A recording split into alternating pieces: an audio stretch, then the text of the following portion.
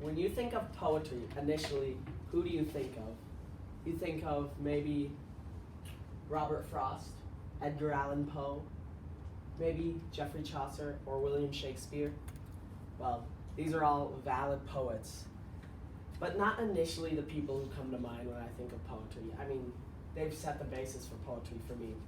But for me, I would like to add in that I think of more modern poets like the rapper NF, Eminem, maybe not your idea of a contemporary poet, but the basis for rap is poetry.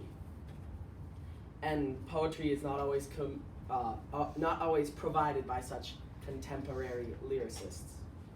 In one of my articles that I read called The Art of Rhymed Insult by David Kaplan, they bring to light examples of insults used in great literature.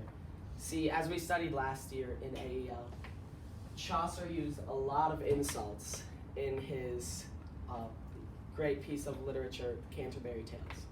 So it's not unfamiliar to use such vulgar terms in your literature. People usually look at rap as kind of inadequate, not really valued because of how vulgar it can be. But surprisingly enough, rap does have a generally neutral and evened out purpose for its listeners. If you're anything like me, you were wondering where it came from. Well, according to the article, The History of Rap Music, taken from the Miami Times, it says, but the beginnings of what we know as rap today came from the Bronx and New York.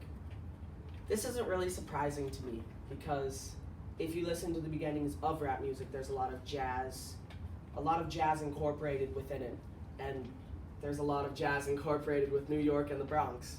So, to me, this just seems perfect. It fits right in.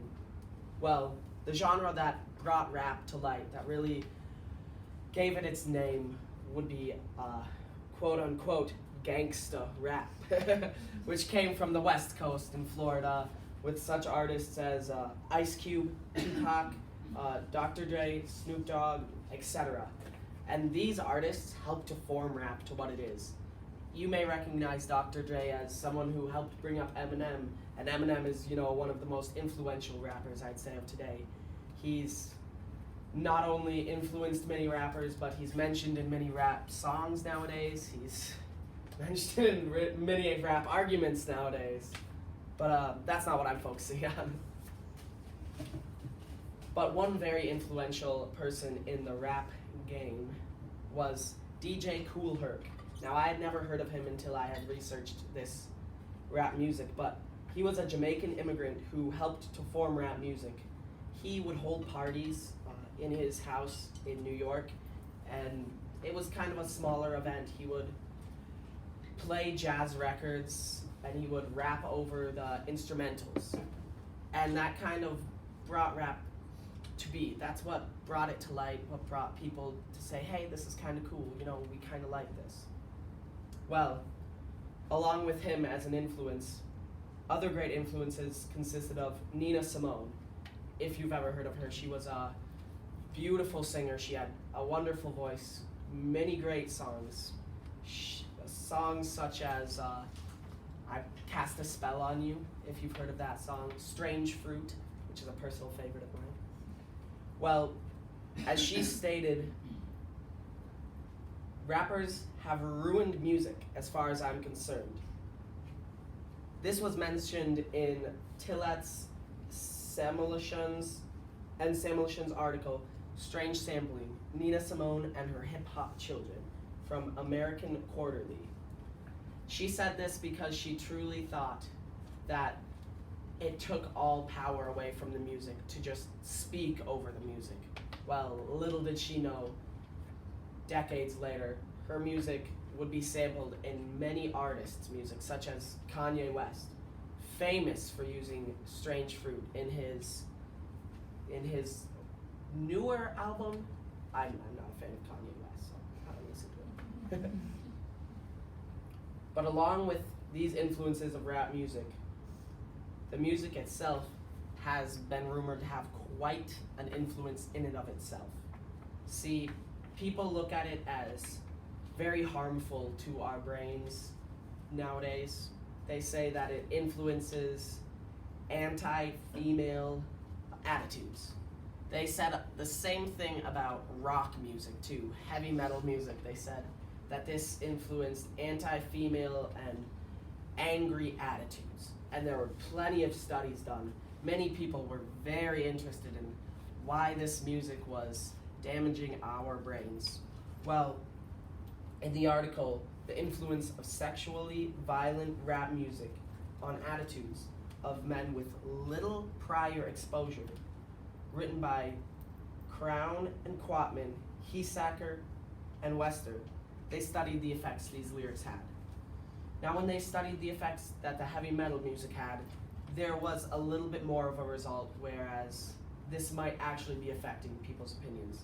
But the rap music and the rap lyrics, they did several different studies with just the beats, just the instrumentals from the music, just the lyrics, and both of them put together.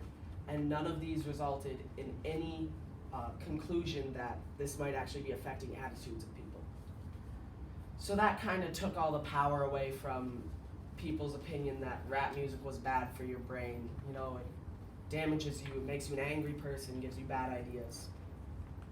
Well, despite the unsettling association between the rise in popularity of gangster rap and the increasing hostility towards women, we uncovered no published articles reporting any empirical evidence. Well, now that we've got that out of the way, I'd like to talk about the uses of rap music for education and mental health. Now, I read a few articles on these studies, and in Gilmore's article, Chance Encounters, Rap Music as a Relational and Pedagogical Resource in Clinical Pastoral Education, he states, quote unquote, in fact, according to Forbes.com, hip-hop music has now officially become the most consumed genre of music in the world, surpassing rock and roll, which was a big thing because when rock and roll came out, rock and roll was the thing. You know, when you think of the 70s and the 80s, you think of rock and roll bands, think of the Rolling Stones, you think of Elton John, not really rock and roll, but he was a part of it too. Well, this helps to show how we can use this rap music to reach out for mental health. And this wasn't really a thought in my mind until I read this article, but it is also stated in The Healing Power of Hip Hop by Alexander Crook and Raphael Travis Jr. Indeed, it has become central to the work of one group of psychiatrists at Cambridge University who, under the banner of Hip Hop Psych, use it as a tool in prompting mental health. See, although rap music has a majority of its audience hooked on the angry, vulgar, just cult group gangster aspects of it, it still provides some very peaceful aspects as well, as it is stated by Crook and Travis Jr. But while many people struggle to look past profanity, materialism, high-risk messages often celebrated with mainstream rap music and hip-hop culture at its core, it is built on values of social justice, peace, respect, self-worth, community, and having fun. Because of the values, it's increasingly being used as a therapeutic tool when working with young people. Now, I hope that the information I provided you will help you form your own opinion on rap music and your own opinion on the poetry of rap music. Thank you for listening to my speech.